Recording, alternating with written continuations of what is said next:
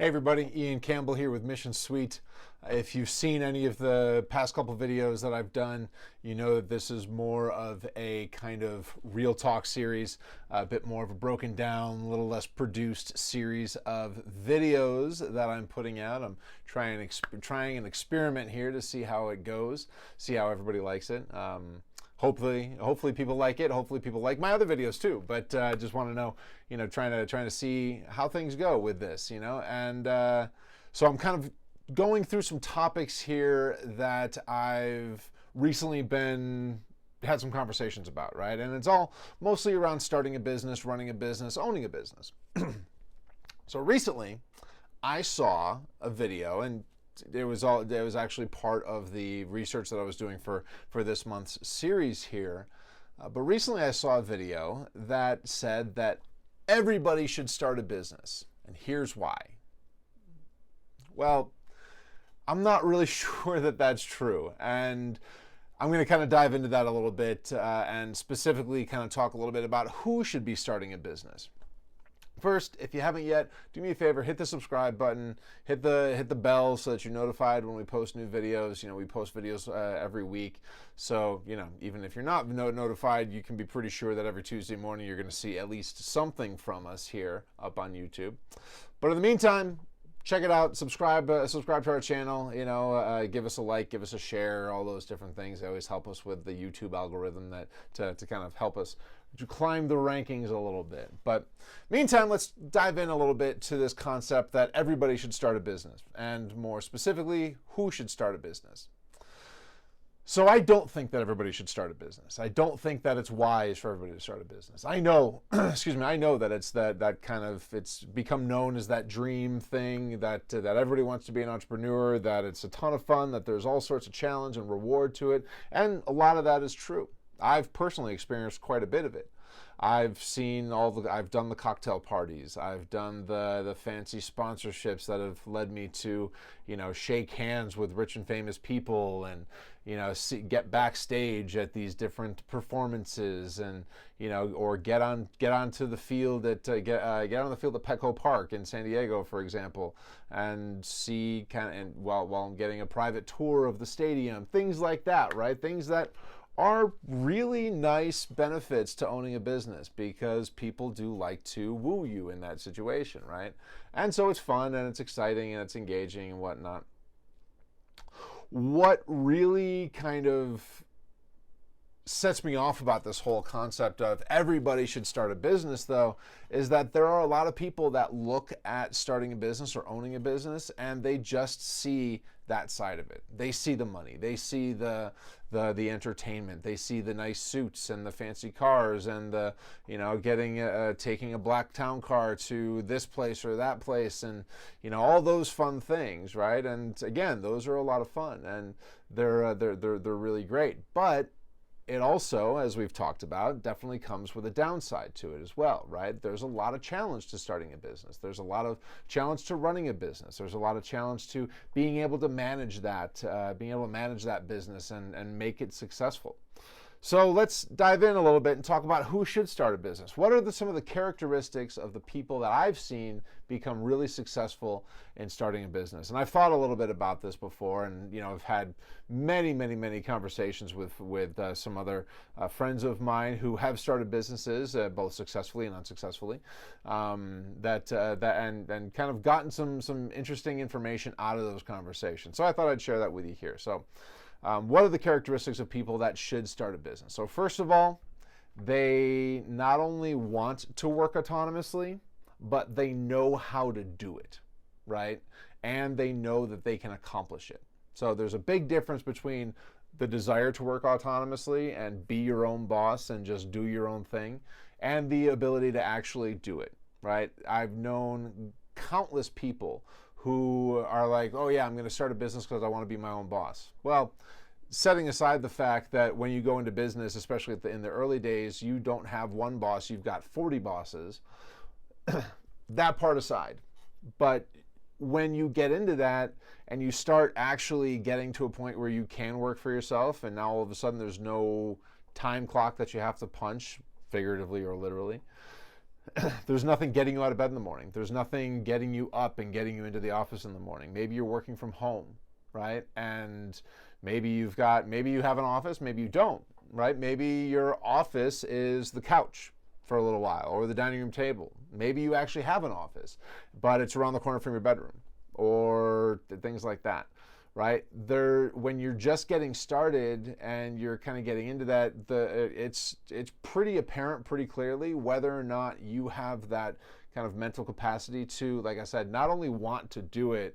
I guess mental capacity is probably the wrong phrase, but whether or not you're actually willing to do it, right? Whether or not you're ready to hold yourself accountable to that, right? And so again, I think that anybody can do it. Whether or not they're actually able to do it successfully is oftentimes a different story, and that's what I'm talking about here, right? So in order to do so, having a plan as to how you're going to work autonomously, how you're going to go in and get the job done. Maybe you know that you need to get an office and because you need to go somewhere else and you can't just work from home. Maybe you realize that you need somebody to hold you accountable and you need friends that are going to get together with you. You know, when you start a business, one of the nice things about that is that you meet a lot of other business owners, right? So maybe you need to kind of engage with one of those other folks or two of those other folks or however many and say, hey, listen, we're going to get together every morning at 9 a.m. or 10 a.m. or 8 a.m., whenever, and start our jobs and start working because, you know, I need somebody to help me just kick things off. Maybe the challenge is that you have a hard time continuing to work, or maybe you put the TV on in the background and you're not able to. I mean, there are all sorts of things around that, right? So I could go on and on and on and on and on because I've dealt with these things, right? I've dealt with these in the past, and you know, business ownership and working autonomously can get really challenging because if you don't go into it with a plan, then oftentimes you're going to fall apart, right? Or you're just not going to get anything done, and next thing you know, you're going to realize, well, I just need another job, right? And that's okay too, right? Keep in mind that it's okay if you don't think that you can actually work autonomously. If you think that you need a boss, if you think that you need somebody to help you stay on track or to be accountable to, right? All of that's okay. Whether or not you want to, I mean, there are ways as a business owner that you can get around that with business coaches and, you know, consultants and friends and accountability partners and things like that. There are ways that you can do it, but there are people out there, and you know, maybe you're one of them, maybe you're not. I don't know. That's something that you're going to have to kind of take a hard look in the mirror and decide. But there are plenty of people out there that just kind of realize, you know what? Honestly, it's not for me. I want to go into an office and I want to work with a bunch of people, which actually brings me to my next point, because business ownership, and especially at the beginning, starting to work that business is a lonely occupation, right? Yes, you're going out there and you're networking, hopefully, right? You're going out there, and if you're not networking, you should be networking. But hopefully you're going out there and networking. Hopefully you're going out and meeting with people. Maybe you have clients that you're connecting with. Maybe, you know, whatever the case may be. But, you know, with all the successes also come a lot of failures. And, you know, it's kind of like a good batting average is a 300 batting average. If you have a 400 batting average, you are a rock star. In fact, I'm not great with baseball statistics, but you know, I mean, this is a business ownership is a volume game, right? And so for every solid hit you get, you're going to have to endure a few failures, right? And that gets lonely because especially if you don't have people around you to engage with, right? When you're out there selling and you're on a sales team and you're working for a company, then you have the other salespeople to work with. You have your boss, your sales manager to work with and sit down with and be like, man, today was a brutal day, right? You have that, and it's super valuable. But you don't have that typically when you start a business, right? So you have to be able to kind of to deal with that mentally, or to figure out a way to create these systems around you in order to make that successful and to mitigate that a little bit, right? So if you're going to do this, then you either need to be able to handle it yourself, or the second option is you need to know how to build a team, right? Build an accountability group. Build a group of people that you meet with once a week or once a month that you can just get together and just say, oh man, it was a rough week. It's been a tough one, right? Because it gets really lonely. And if you don't have a plan to deal with that, it can really affect your mental health. And that is not a good thing. So speaking of building a team, this is probably the last thing that I'll kind of dive in on, is that building a team is incredibly important. And, there's an old saying that if you want to go fast, go alone. If you want to go far, do it with a team. And it's very true, right? You can make decisions really quickly with no team. You can make decisions really quickly, and you can go fast really, really, really well if you're on your own. But if you want to do it, if you want to be effective, if you want to go far, then you need people around you. You need a team around you. Because we all have strengths, we all have weaknesses, right? You need to be able to identify those and figure out what you need to staff out, what you need to offload from yourself. I am horrible with accounting. I am horrible with taxes. I am horrible with the law, right? Partially because I think that I know way more than I probably do, right? So I know that I need an accountant. I need a good lawyer. I need this team of advisors around me.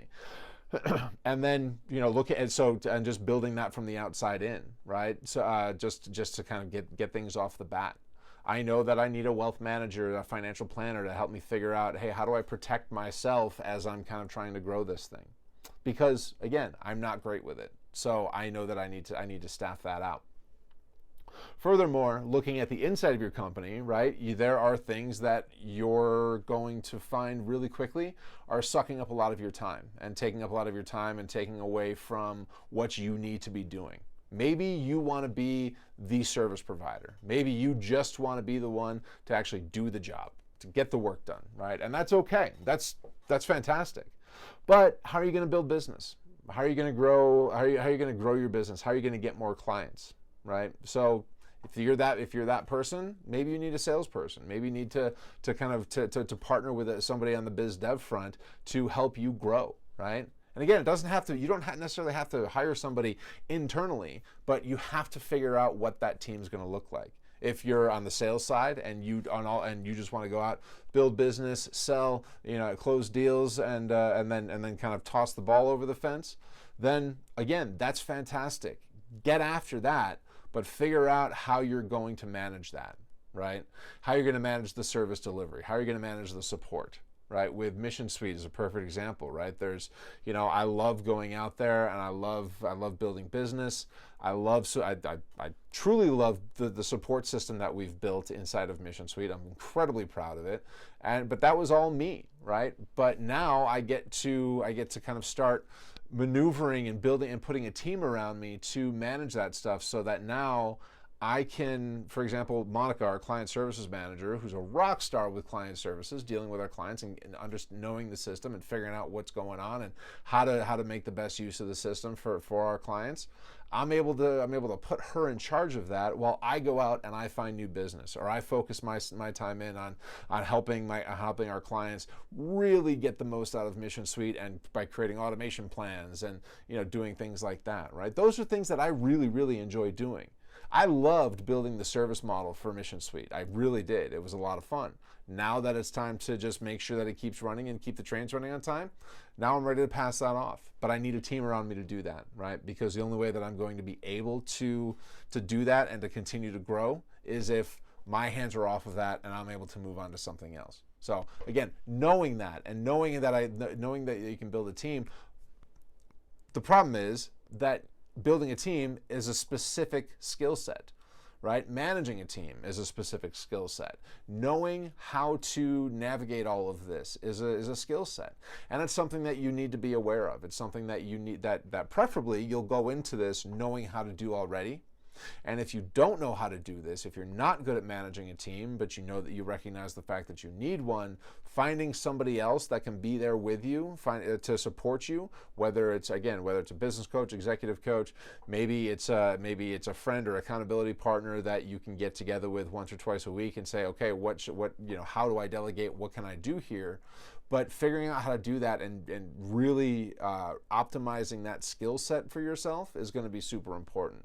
So those are the three things that came to mind, or that come to mind when I have this conversation about who should start a business. Because, again, if you recognize inside of yourself that there are these three things that any one of these three things are challenges for you, it's a question to ask, right? I'm never gonna discourage anybody from starting a business, and I'm never gonna say, listen, no, you can't do it. You can do it. Absolutely, 100%. You can do it. Should you do it? That's a conversation. That's a question that only you can ask. And it's one that is worth really, like I said, really taking a hard look in the mirror and asking for yourself.